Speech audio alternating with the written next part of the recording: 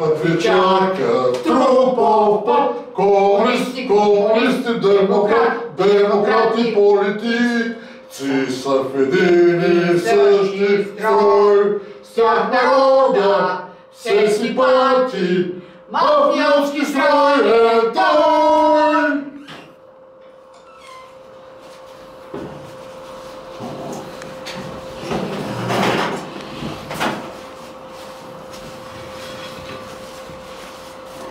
Най-после пенсионер без грижи.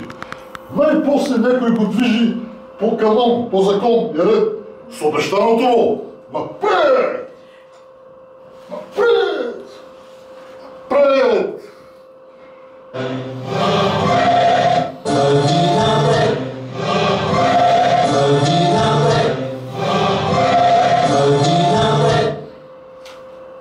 Макар и напред с краката, напредък е той за страната.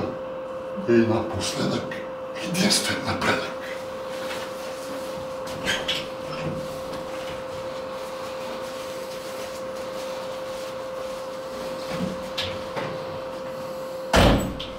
Пенсионерите, брат, Бог да ги прости.